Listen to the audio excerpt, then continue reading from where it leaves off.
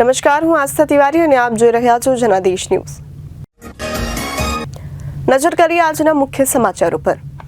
સુરત શહેરના જર્જરિત બની ગયેલા રસ્તાઓને લઈને વિવાદ થયો છે। શહેરના વોર્ડ નંબર 13ના ગ્રુપના કાર્યકરોનો રોષ જોવા મળ્યો છે।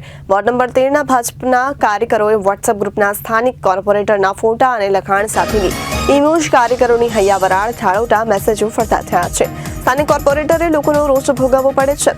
વોર્ડ નંબર 13ના ભાજપના કાર્યકરોના વોટ્સએપ ગ્રુપમાં સ્થાનિક ભાજપના કોર્પોરેટરના ફોટા સાથેની ઇમેજ ફરતી થઈ છે, જેમાં કોર્પોરેટરને મતની કદર કરવાની નમ્ર અપીલ કરવામાં આવી છે।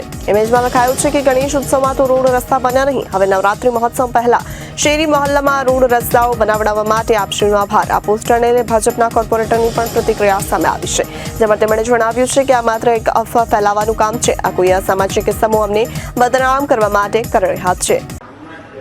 હાલમાં જે ન્યૂઝપેપરમાં એક વોર્ડ નંબર 13ની ઇમેજ વાયરલ થઈ રહી છે અને હું કહેવા માંગીશ કે જે ઇમેજ છે એ ઇમેજ અમારા વોર્ડના દ્વારા એવું કોઈ ગ્રુપ બનાવવામાં આવ્યું નથી અને આપ જોઈ શકતા હોય તો એ જે ઇમેજ છે એમાં માત્ર 3 જ નામ દેખાઈ રહેલા છે। એટલે હું કહીશ કે આ જે ઇમેજ છે ફેક ઇમેજ છે। અમારા વોર્ડ દ્વારા આવો કોઈ ગ્રુપ બનાવવામાં આવ્યું નથી। અને જે રોડ રસ્તાની વાત છે તો હાલમાં પેચવર્કના કામો 89 જેટલા રસ્તાઓનું કામ થયું છે અને બીજા 4 રસ્તા નવા રીકાર્પેટ કરવામાં આવ્યા છે। એટલે હું માનું છું ત્યાં સુધી આ કોઈક એવા વિઘ્ન સંતોષીનું કામ છે જેને અગાઉ પણ આવું કર્યું હતું અમારી ઇમેજ ખરડાવવા માટે। એટલે આ બહુ અગમ્ય કૃત્ય કહેવાય, ખૂબ જ ખરાબ કૃત્ય કહેવાય અને એના માટે આગામી સમયમાં અમે એના માટે પોલીસ ફરિયાદ પણ કરવાના છે। અરવલ્લી તરફ નજર કરીએ તો અરવલ્લી જિલ્લામાં મહાત્મા ગાંધીજીને શ્રદ્ધાંજલિ અર્પી સ્વચ્છ ભારત દિવસની ઉજવણી કરવામાં આવી। અન્ન અને પુરવઠા નાગરિક મંત્રી ભીખુસિંહ પરમારની અધ્યક્ષસ્થાને અરવલ્લી મોડાસા ખાતે મહાલક્ષ્મી ટાઉન હોલ ખાતે 20 ઓક્ટોબર મહાત્મા ગાંધીજીની જન્મ જયંતિની ઉજવણીના ભાગરૂપે સ્વચ્છ ભારત દિવસની ઉજવણી કરી ગાંધીજીને સાચી શ્રદ્ધાંજલિ અર્પવામાં આવી। આ કાર્યક્રમમાં સ્વચ્છતા અભિયાન દરમિયાન શ્રેષ્ઠ કામગીરી કરનાર તાલુકા સ્વચ્છ કર્મીઓ, ધાર્મિક સંસ્થાના પ્રતિનિધિ, સામાજિક સંસ્થા અને કર્મચારીઓને સન્માનિત કરવામાં આવ્યા હતા।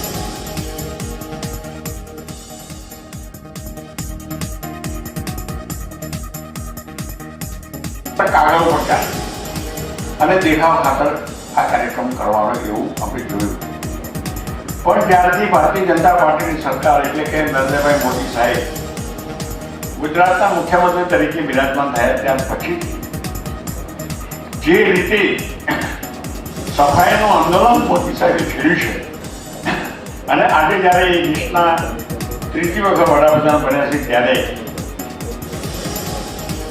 એ જે પોતે સપના જે જોવે છે એ સપનાઓને સાકાર પણ કરે છે। સુરત મહાનગરપાલિકા દ્વારા મહાત્મા ગાંધીજીના 155મા જન્મદિવસની ઉજવણીના ભાગરૂપે ચોક બજાર ખાતે શ્રદ્ધાંજલિનો કાર્યક્રમ રાખવામાં આવ્યો હતો। આ કાર્યક્રમમાં શહેરના પ્રથમ મેયર, નાગરિક મ્યુનિસિપલ કમિશનર અને પદાધિકારી, શાળાના બાળકો હાજર રહ્યા। ઉપરાંત ગાંધીવાદમાં એક પ્રાર્થના સભાનું આયોજન કરવામાં આવ્યું। ગાંધીજીની પ્રાર્થના ખૂબ મોટા આગ્રેડ પાલિકા દ્વારા સર્વધર્મના પ્રાર્થના આયોજન કરવામાં આવતું હતું। આ ઉપરાંત ગાંધીજીનું ભજન વૈષ્ણવ ભજન તો પઠન કરીને કાર્યક્રમનું સમાપન કરવામાં આવ્યું હતું। આજે ભાઈ ગાંધી પ્રતિમા પર શું કાર્યક્રમમાં ઉપસ્થિત છો, કઈ રીતનો હતો અહીંયા? આજે આપણા રાષ્ટ્રપિતા મહાત્મા ગાંધીની જન્મ જયંતિ છે। અમે સૌ ચૂંટાયેલા પ્રતિનિધિઓ દ્વારા સૂત્રાંજલિ કરી અને બાપુને બધાએ સૂત્રાંજલિ કરી અને બાપુના જે વિચારો છે, બાપુએ એક પણ શસ્ત્ર વગર આપને આઝાદી આપી એને યાદ રાખવું જોઈએ। બાપુએ સત્યની શક્તિને ઉજાગર કરીને ભારત દેશને આઝાદી અપાવી હતી। તેના વિચારો આજે પણ આપને પ્રેરણા આપે છે। તેમના વિચારો થકી આજે પણ આપણે ઘણીવાર તેમનો જે સ્વચ્છતાનો જે વિચાર હતો, આજે પણ આદરણીય નરેન્દ્રભાઈ મોદીએ એ વિચારને આગળ વધારીને ભારત વર્ષમાં આજે સુરતમાં પણ સૌ સુરતીઓ સ્વચ્છતાના આગ્રહી બન્યા છે। હજી પણ સેવા પખવાડિયું ચાલે છે, તેમાં પણ સૌ સુરતીઓ સ્વચ્છતાના આગ્રહી બનીને સુરતને સ્વચ્છ પણ કરી રહ્યું છે। ગાંધીજીના જે વિચારો છે આખા વિશ્વમાં, અહિંસાના વિચારો આખા વિશ્વમાં આજે પણ લોકો યાદ કરે છે। તેના વિચારો થકી ઘણીવાર પૂરા વિશ્વને શાંતિનો સંદેશો પણ મળે છે। આજે મહાત્મા ગાંધીજીની 155મી જન્મ જયંતિ છે અને એમના ઉપલક્ષ્યમાં સુરત મહાનગરપાલિકા દ્વારા એક સર્વધર્મ પ્રાર્થનાનું આયોજન કરવામાં આવ્યું હતું અને આમાં ધર્મગુરુઓએ વિવિધ ધર્મના ધર્મગુરુઓએ ઉપસ્થિત રહીને સર્વધર્મ સંભાવ માટેની પ્રાર્થનાઓ રજૂ કરી હતી. સાથે સાથે ગાંધીજીની પ્રતિમાને પણ સૂતરની આંટીથી એમનું હાર પહેરાવવામાં આવ્યું હતું. ગાંધીજીએ સમગ્ર વિશ્વમાં સત્ય અને અહિંસાનું સંદેશ આપ્યું હતું અને એમના કારણે ભારત સર્વધર્મ સંભાવ અને સૌથી મોટું લોકતાંત્રિક દેશ તરીકે ઓળખાય છે, જેમાં સત્ય અને અહિંસાનું ખૂબ મોટું રોલ ભારત સમગ્ર વિશ્વમાં ભજવી રહ્યું છે. આજે સાથે સાથે ગાંધીજીની જન્મ જયંતિના ઉપલક્ષ્યમાં સુરતમાં સાફ સફાઈ અને સ્વચ્છતાનું પણ કાર્યક્રમ યોજવામાં આવી રહ્યું છે અને સાથે સાથે માનનીય વડાપ્રધાનશ્રી દ્વારા પણ આજે સ્વચ્છતાના સંદર્ભમાં એક ઉદ્બોધન કરવામાં આવનાર છે. કાર સ્મશાન બની ગઈ. જી હા, મોરબી શહેરમાં આજે એક ક્રિયા કારમાં અચાનક આગ લાગતા કારમાં સવારો ધ્રુગપતિ ગોપાણીની કારમાં આગ લાગતા જ કારમાં આગ લાગતા આજે ગોપાણીનું મોત નીપજ્યું છે. અકસ્માતની જાણ ફાયર બ્રિગેડના જવાનોને કરવામાં આવી છે અને આગ પર પાણીનો છંટકાવ કર્યો છે, પરંતુ હજુ પણ કાર સવારને બચાવી શક્યા નથી.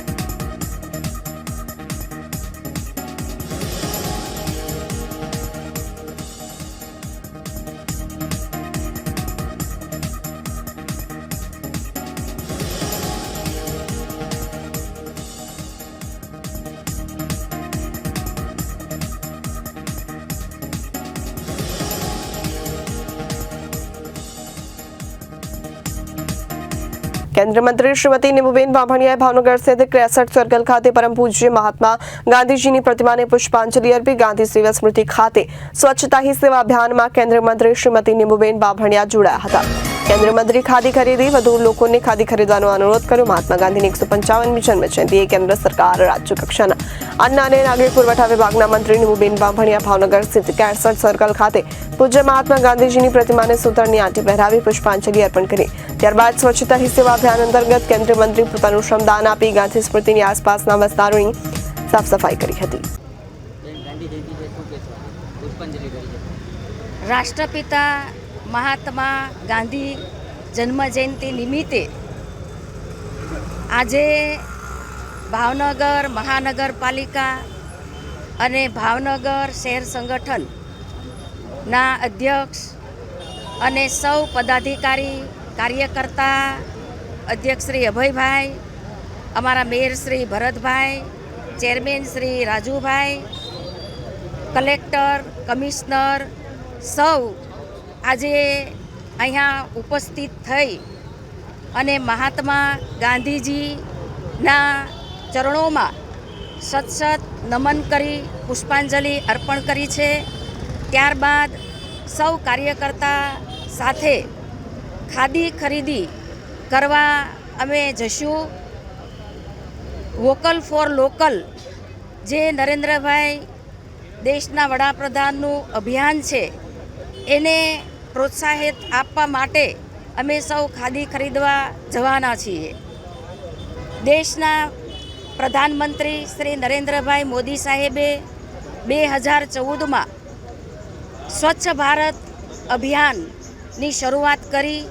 એના ભાગરૂપે આજે સમગ્ર ભારતની અંદર શેરી, મહોલ્લા, ગામડા, શહેર સ્વચ્છ થઈ રહ્યા છે અને સ્વચ્છતામાં લીડ લઈ રહ્યા છે.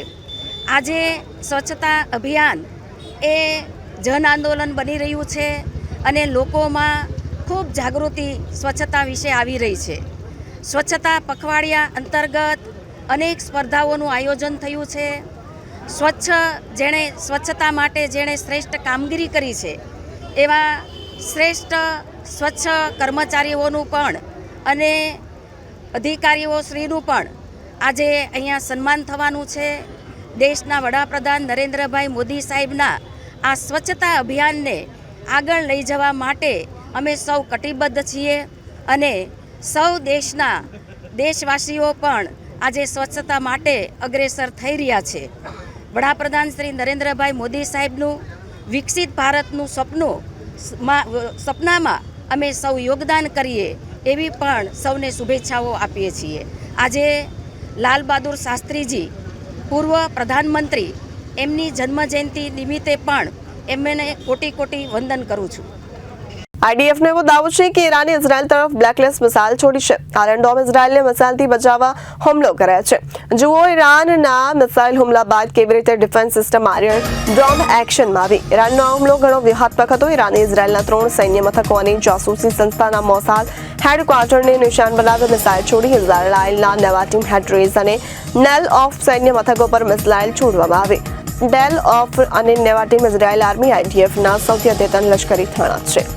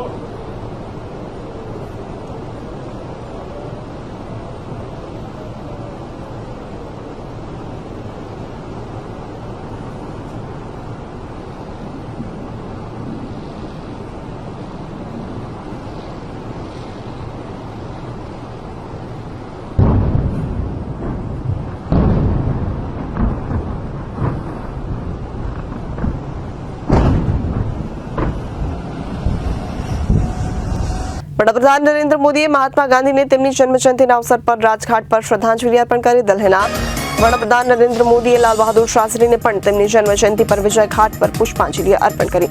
આ તકે રાષ્ટ્રપતિ દ્રૌપદી મુર્મુએ પણ રાજઘાટ પર મહાત્મા ગાંધીની તેમના જન્મજયંતિના અવસર પર શ્રદ્ધાંજલિ અર્પણ કરી હતી. જો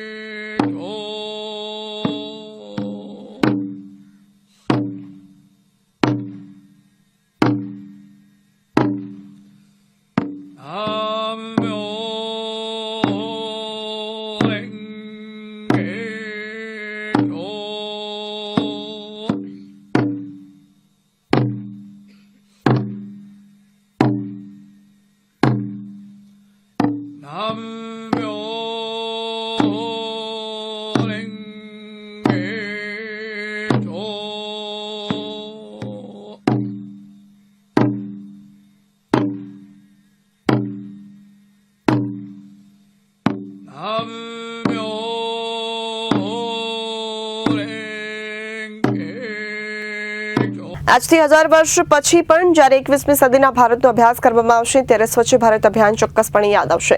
સ્વચ્છ ભારત મિશન આ સદીનું વિશ્વનું સૌથી મોટું અને સૌથી સફળ જનભાગીદારી લોકોની આગેવાની હેઠળનું લોક ચળવળ છે. આ મિશને મને ભગવાનના રૂપમાં લોકો અને લોકોની સાચી ઉર્જા પણ બતાવી છે. મારા માટે સ્વચ્છતા એ જનશક્તિની મુલાકાતનો ઉત્સવ બની ગયો છે. વડાપ્રધાન નરેન્દ્ર મોદી શું બોલ્યા તે સાંભળો.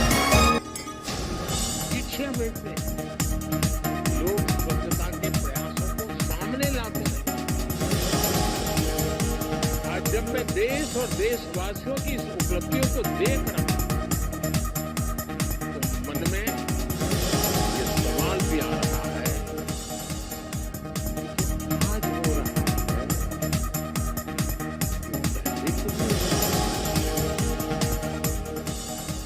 स्वच्छता का रास्ता तो महात्मा गांधी जी ने हमने आजादी के आंदोलन में ही दिखाया था, दिखाया भी था, सिखाया भी था. फिर ऐसा क्या हुआ कि आजादी के बाद स्वच्छता पर बिल्कुल ध्यान ही नहीं दिया गया. जिन लोगों ने सालों साल गांधी जी के नाम पर सत्ता के रास्ते ढूंढे, गांधी जी के नाम पर वोट बटोरे, उन्होंने गांधी जी के प्रिय विषय को भुला दिया. उन्होंने गंदगी को, शौचालय के अभाव को देश की समस्या माना ही नहीं. ऐसा लग रहा है जैसे उन्होंने गंदगी को ही जिंदगी मान लिया. नतीजा ये हुआ कि मजबूरी में लोग गंदगी में ही रहने लगे. गंदगी रूटीन लाइफ का हिस्सा बन गई. समाज जीवन में इसकी चर्चा तक होनी बंद हो गई. इसलिए जब मैंने लाल किले की प्राचीर से इस विषय को उठाया तो देश में जैसे तूफान खड़ा हो गया. कुछ लोगों ने तो मुझे ताना दिया कि शौचालय और साफ सफाई की बात करना भारत के प्रधानमंत्री का काम नहीं है. ये लोग आज भी मेरा मजाक उड़ाते हैं. लेकिन साथियों, भारत के प्रधानमंत्री का पहला काम वही है जिससे मेरे देशवासियों का, सामान्य जन का जीवन, मैं कर्तव्य बोध से भी भरा हुआ हूं और उतना ही भावुक भी हूं. आज स्वच्छ भारत मिशन को, उसकी यात्रा को 10 साल के मुकाम पर हम पहुंच चुके हैं. स्वच्छ भारत मिशन की ये यात्रा करोड़ों भारतवासियों की अटूट प्रतिबद्धता का प्रतीक है. बीते 10 साल में कोटि कोटि भारतीयों ने इस मिशन को अपनाया है, अपना मिशन बनाया है, इसे अपने जीवन का हिस्सा बनाया है. मेरे आज की 10 साल की इस यात्रा के पड़ाव पर मैं हर देशवासी, हमारे सफाई मित्र, हमारे धर्मगुरु, हमारे खिलाड़ी, हमारे सेलिब्रिटीज, एनजीओज, मीडिया के साथी, सभी की सराहना करता हूं भूरी भूरी प्रथम. जब 21वीं सदी की भारत का अध्ययन होगा तो उसमें स्वच्छ भारत अभियान को जरूर याद किया जाएगा।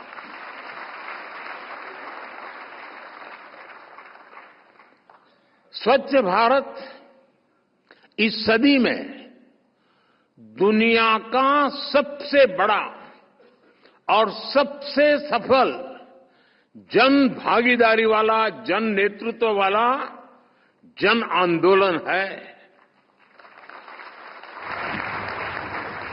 इस मिशन ने मुझे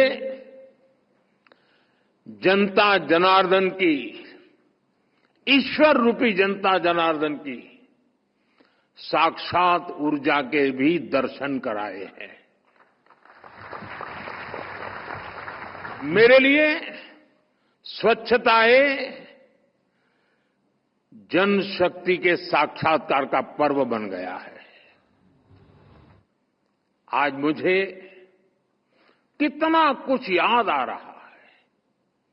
ये अभियान शुरू हुआ, कैसे लाखों लाख लोग एक साथ सफाई करने के लिए निकल पड़ते थे।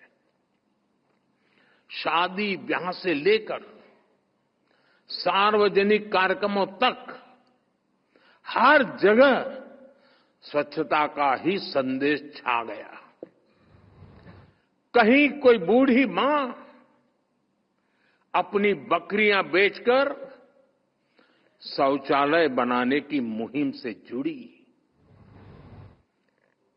किसी ने अपना मंगलसूत्र बेच दिया, तो किसी ने शौचालय बनाने के लिए जमीन दान कर दी। कहीं किसी रिटायर्ड टीचर ने अपनी पेंशन दान दे दी, तो कहीं किसी फौजी ने रिटायरमेंट के बाद मिले पैसे स्वच्छता के लिए समर्पित कर दिए।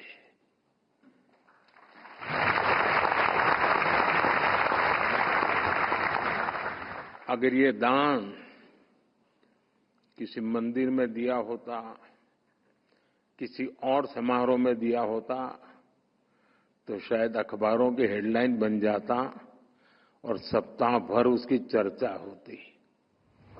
लेकिन देश को पता होना चाहिए कि जिनका चेहरा कभी टीवी पे चमका नहीं है, जिनका नाम अखबारों की सुर्खियों पर कभी छपा नहीं है, ऐसे लक्षावधि लोगों ने कुछ न कुछ दान करके, चाहे वो समय का दान हो या संपत्ति का दान हो, इस आंदोलन દિલ્હી વિધાનસભામાં બસ માર્શલની પુનઃસ્થાપના માટે આમ આદમી પાર્ટી અને બીજેપીના ધારાસભ્યોએ સાથે મળી 3 ઓક્ટોબરે એલજી સાહેબને મળવાનો પ્રસ્તાવ પસાર કર્યો।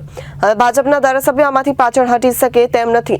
જો તેઓને બસ માર્શલની ખરેખર ચિંતા હોય તો આવતીકાલે તેઓ આમ આદમી પાર્ટીના ધારાસભ્યો સાથે એલજી સાહેબને મળવા આવશે અને જ્યાં સુધી બસ માર્શલને પુનઃસ્થાપિત નહીં કરવામાં આવે ત્યાં સુધી તેઓ ત્યાંથી જશે નહીં। काफी बहस हुई है इस मुद्दे पे और पहले भी इस पे चर्चा हो चुकी है और मुझे डर ये है कि इस चर्चा में, इस बहस में, एक दूसरे से ऊपर उठने की होड़ में ये जो 10,000 बस मार्शल हैं दिल्ली के, ये लोग लगभग बर्बादी के कगार पे हैं। इनके घर के चूल्हे नहीं जल रहे हैं, जो किराए पे लोग रहते हैं वो किराया नहीं दे पा रहे हैं, कुछ लोग आत्महत्या कर चुके हैं और बहुत खराब हालात के अंदर ये लोग अपना जीवन बिता रहे हैं। जो लोग इन बस मार्शलों के परिवारों को जानते हैं वो जानते हैं कि ज्यादातर ये बस मार्शल बेहद गरीब परिवारों से हैं और अपने घर के इकलौते, ये कह सकते हैं, घर चलाने वाले थे और एक अच्छी सर्विस मिल रही थी दिल्ली के अंदर। महिलाएं, हमारी बहनें, हमारी बेटियां जो बसों में सफर करती हैं, अगर लोगों ने बसों में सफर किया हो, मैं स्कूल डेज में और कॉलेजों के दिनों में बसों में घुमा हूं दिल्ली की, तो उसके अंदर ये अक्सर है कि बस के अंदर अगर भीड़-भाड़ थोड़ी भी बढ़ती है तो महिलाओं के साथ बदतमीजी होती है और वो महिलाएं, कॉलेज की लड़कियां इस तरह से मजबूर होती हैं कि बाकायदा बदतमीजी, छेड़छाड़ के बावजूद भी वो कुछ नहीं कर पाती हैं। वो सोचती हैं कि बस किसी तरीके से हमारा बस स्टैंड आए और हम उतरें और हमारा पीछा छूटे। ये बदतमीजियां होती हैं और ऐसा नहीं कि जवान लड़के बदतमीजी करते हैं, मैंने देखा अधेड़ उम्र के बुढ़े लोग भी जो है इस तरीके की हरकतें करते हैं। इस चीज को ध्यान में रख के बस मार्शल लगाए गए थे कि कम से कम उस महिला के दिल में ये हो कि भाई अगर मेरे साथ कोई बदतमीजी कर रहा है, मैं शोर मचाऊं, तो कोई तो आदमी हो जिसकी ड्यूटी हो, जिसकी जिम्मेदारी हो कि वो इस चीज के अंदर आके बोले हाँ भाई ये कैसे कर रहे हो तुम। अब ये बस मार्शल जैसे तैसे लगाए गए और ये बस मार्शल काम भी कर रहे थे, इनको तनख्वाह भी मिल रही थी। जनवरी 2023 में इनकी तनख्वाहें रोक दी गई। तो अध्यक्ष जी ये एक सेट पैटर्न है, जब से दिल्ली के अंदर विनय सक्सेना जी को एलजी बनाया गया, एक सेट पैटर्न है। जिस डिपार्टमेंट को बर्बाद करना हो या जिन लोगों को बर्बाद करना हो उसमें कोई खामी निकाली जाती है। अभी अफसर ही बनाते हैं फाइलें, हम तो बनाते नहीं है। अब वो कोई भी स्कीम हो दुनिया की, कुछ भी हो, उसमें अगर खामी निकालने बैठोगे तो उसके अंदर एक खामी तो कोई भी निकाल देगा। हर चीज के अंदर खामी निकाली जा सकती है। अब हर स्कीम के अंदर खामियां ढूंढने का काम अफसरों को दिया गया कि भाई इसको किसी तरह से खामी ढूंढो इसके अंदर और इसको रोको। और उसने इसके अंदर खामी देखी कि साहब ये स्कीम ठीक नहीं है। और ट्रांसपोर्ट डिपार्टमेंट के एलजी साहब के एक बड़े चहेते अफसर थे आशीष कुंद्रा, उनके डिपार्टमेंट ने ये फाइल नोटिंग बनाई ट्रांसपोर्ट डिपार्टमेंट के। अच्छा क्यों चहेते वो मैं बता दूंगा क्यों। उन्होंने एक फाइल नोटिंग बनाई कि साहब इनकी जरूरत ही क्या है, जब बसों के अंदर सीसीटीवी लग गए, पैनिक बटन लग गए, तो इनकी जरूरत क्या है। तो अफसर को बस इतना ही लिखना होता है स्पीकर महोदय, और कुछ नहीं करना होता। उसको जाके कोई तनख्वाह कोई ना रोकनी होती है, उसको तो उस फाइल को खराब करना, इसको हमारी भाषा में कहते हैं फाइल खराब करना। तो अफसर क्या है, किसी नीचे वाले, अच्छा इनकी ये जो बड़े बड़े अधिकारी हैं, इनकी रीढ़ की हड्डी में इतना भी दम नहीं है कि अपनी कलम से लिख सकें। बहुत डरपोक हैं, क्योंकि आगे डरते हैं कि कल को सरकार बदलेगी, कल को केंद्र में सरकार बदलेगी तो हो सकता है उल्टा लटकाया जाए ऐसे अफसरों को जिन्होंने गरीबों को इस तरीके से दुखी किया।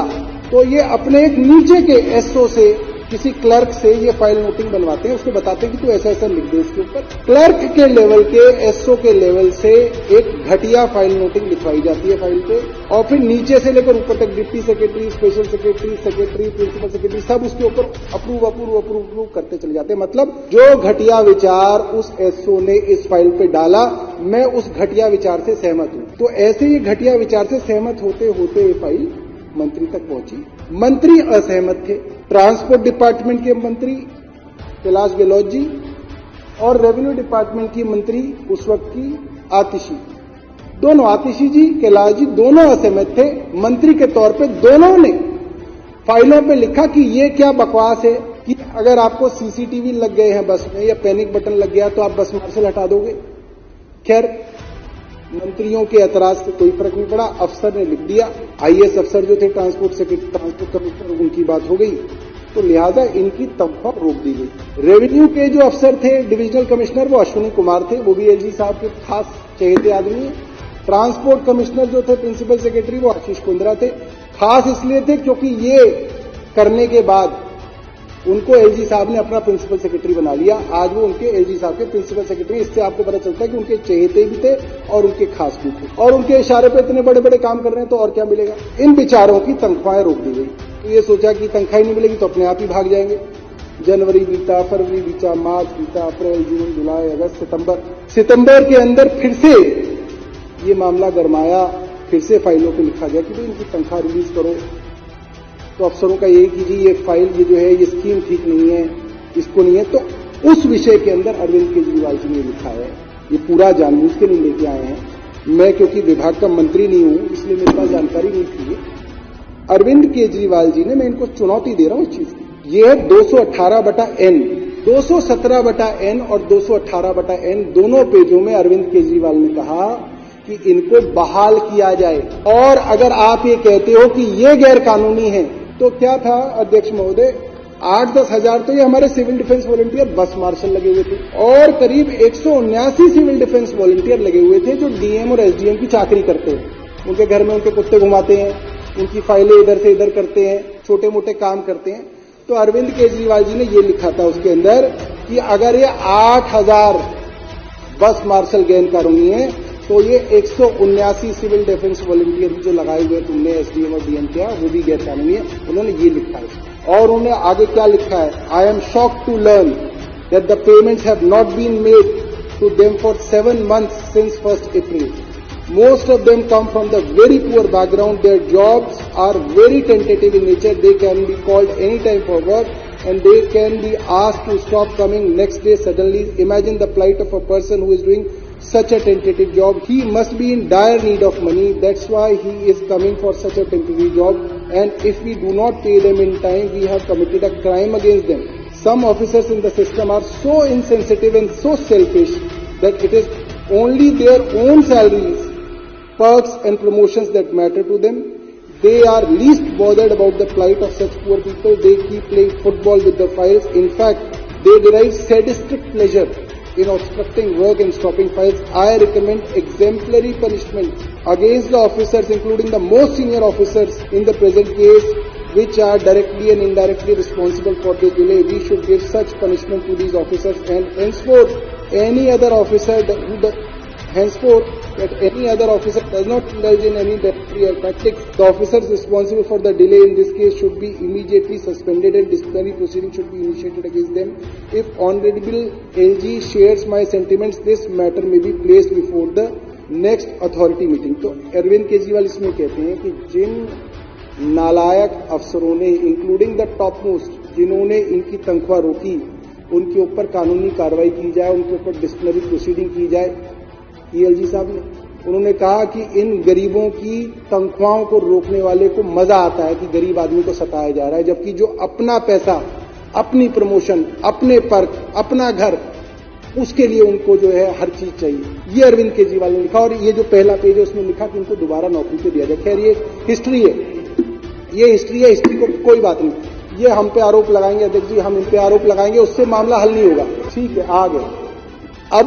अब मसला ये है कि अगर आज आप लोग भारतीय जनता पार्टी के लोग हैं, अगर आप लोग आज तैयार हैं, हम आज तैयार हैं कि इन सबको वापस रख लिया जाए। ठीक है जी, ऊपर बैठे हुए हैं वो लोग, ऐसा नहीं बैठे हुए, ऊपर जो है वो लड़के बैठे हुए हैं, वो देखने आए कि आज इस सदन में क्या होगा। तो अध्यक्ष जी एक रेजोल्यूशन बना लिया जाए, कोई दिक्कत नहीं है इसके।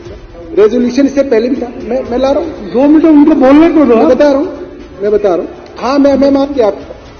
तो अध्यक्ष जी 29 फरवरी 2024 को एक रेजोल्यूशन इस हाउस से पास हुआ है, उस रेजोल्यूशन को हम दोबारा रख देते हैं इसका कल। आज इनकी वोट भी आ जाएगी इसकी, है ना, इनकी वोट भी नहीं बने हुआ। ठीक है, तो तो अध्यक्ष जी इनके रेजोल्यूशन में हम अपना जोड़ देंगे, इनको बड़ा रखेंगे। हमें बड़ा बनने का शौक नहीं, ये बड़े हैं, ये बड़े भाई हैं। मगर अध्यक्ष जी 29 फरवरी 2024 को ये संकल्प जो है सदन में पास हुआ था, ऐसे ही आज भी सदन में ये संकल्प पास हो जाएगा। मगर समस्या ये है, हाँ समस्या ये है जी, अब क्यों प्लीज, एक गंभीर विषय पे बात हो रही है, इतना ये 10,000 कर्मचारियों का विषय है, हम मजाक बना रहे हैं यार, उनके घरों में रोटियां नहीं चल मिल रही। अरे जी कोई बात नहीं, हम मजाक बना रहे हैं। अरे भाई बीच बीच में टोका टाकी कर रहे हैं। अध्यक्ष जी मैं तैयार, मैं बहुत खुश हूं इस बात से कि समर्थन में है, और ये बहुत अच्छी बात हुई है कि समर्थन में है। अब अध्यक्ष जी क्योंकि ये मामला, इसके अंदर 2 या 3 स्टेक होल्डर है, वैसे तो 2 ही हम 3 कह सकते हैं।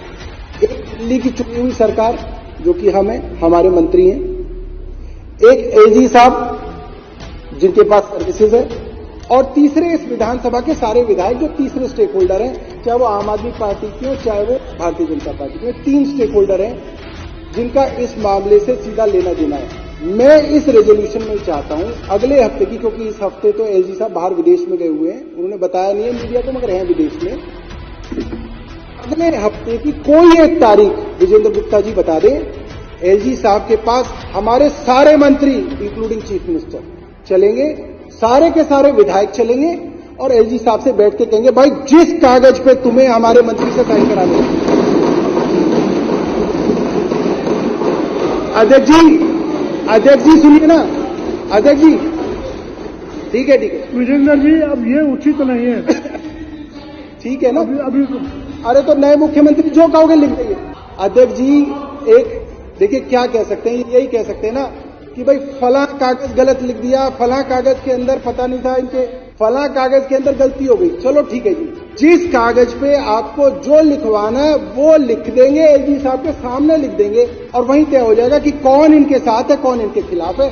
अब ये बताएं कि किस दिन चलना है, अब आप ये बताओ कि चलना किस दिन है। ना ना ना ना अध्यक्ष जी, अब उस रेजोल्यूशन में सिर्फ डेट डालनी है अगले हफ्ते की कि किस दिन चलना है, और मैं कसम खा रहा हूं कि जब तक एलजी साहब उनको पास नहीं करेंगे हम वहां से आएंगे नहीं, एलजी के घर बैठ जाएंगे। विजेंद्र गुप्ता जी का प्रस्ताव ये था कि जितने भी बस मार्शलों को डीटीसी बसों से हटाया गया है उनको वापस लिया जाए। उसके अंदर अगली लाइन आएगी, और आम आदमी पार्टी विधायक दल ने इसमें जोड़ा है कि आम आदमी पार्टी और भारतीय जनता पार्टी के उन्होंने बोला अपने मुख से परमानेंट किया जाए। ठीक है, परमानेंट किया जाए, ठीक है, परमानेंट किया जाए, लो परमानेंट किया जाए। और 3 अक्टूबर को सुबह 11 बजे दिल्ली सरकार के सभी मंत्री, आम आदमी पार्टी और भारतीय जनता पार्टी के सभी विधायक एलजी साहब के यहां जाएंगे और एलजी साहब जिस कागज पे हस्ताक्षर करने के लिए दिल्ली की चुनी हुई सरकार को कहेंगे, इन मार्शलों की नियुक्ति से संबंधित दिल्ली की सरकार वचनबद्ध है कि उन कागजों को साइन करके ही वहां से आएगी। ગાંધીજીએ આપણને અન્યાય સાથે પ્રેમ અને શાંતિથી સત્યાગ્રહ કરવાનું શીખવ્યું છે। આજે સરમુખત્યારીના યુગમાં અન્યાય સામે ગાંધીજીની સત્યાગ્રહની વધુ જરૂર છે। આ કેવી સરમુખત્યારી છે કે તમે કલમ 163 લગાવી દીધી છે। જ્યારે રામલીલા થવાની છે અને દરેક ગલીમાં કીર્તન થશે, તે નવરાત્રી છે। આ મહિનો હિન્દુઓ માટે પવિત્ર મહિનો ગણવામાં આવે છે। તમે હિન્દુઓની આસ્થાને ઠેસ પહોંચાડવા માટે લોકોના ભેગા થવા પર પ્રતિબંધ મૂક્યો છે। આપનો આક્ષેપ સાંભળો। महापुरुषों के जन्मदिन हैं, किस तरीके से उनकी जयंती को आप देखते हैं और आज के समाज के हिसाब से? देखिए, आज महात्मा गांधी जी का जन्मदिन है। मुझे लगता है कि शायद ही कोई दूसरा व्यक्ति उनके जैसा इस दुनिया में रहा हो, जिन्होंने प्रेम और शांति के रास्ते से सत्याग्रह करना सिखाया, सच्चाई के लिए लड़ना सिखाया, न्याय के लिए संघर्ष करना सिखाया। मुझे लगता है कि आज के इस तानाशाही के दौर में जो गांधी जी के सत्याग्रह का तरीका है, जो गांधी जी ने न्याय के लिए, सत्य के लिए जो संघर्ष करने का तरीका दिखाया, मुझे लगता है कि वो आज के दौर में शायद पहले से भी ज्यादा जरूरी हो गया है। मैम, आपको खुद सोनम वांगचुक से मिलने गई थी, 2 अक्टूबर का आज का दिन है। आज सुप्रीम कोर्ट में भी वो याचिका लगी है जिसमें ये कहा गया है कि जो दिल्ली पुलिस ने एक आदेश दिया है उसके खिलाफ वो लोग गए हैं कि रामलीलाओं में आयोजन में दिक्कत होगी, मंदिरों में इकट्ठा होने के लिए दिक्कत होगी। किस तरीके से देखते हैं? देखिए, ये किस प्रकार की तानाशाही है, ये किस प्रकार के आदेश है?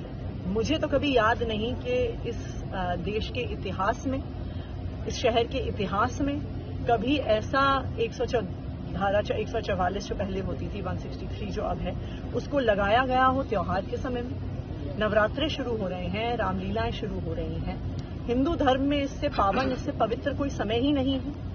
हर परिवार अपने स्तर पे एक आयोजन करता है, हर गली में एक कीर्तन होता है, हर मंदिर में एक कार्यक्रम होता है, रामलीला होती है। अगर ऐसे समय पे आप लोगों को इकट्ठा होने से रोक देंगे तो ये तो स्वाभाविक बात है कि ये लोगों की धार्मिक भावनाओं को ठेस पहुंचाएगा। और हम उम्मीद करते हैं कि सुप्रीम कोर्ट ये बात कही है और हम सुप्रीम कोर्ट से न्याय की उम्मीद करते हैं। તો આ હતા અત્યાર સુધીના સમાચાર। ફરી મળીશું નવી વિગતો સાથે। ત્યાં સુધી જોતા રહો જનાદેશ ન્યૂઝ। નમસ્કાર।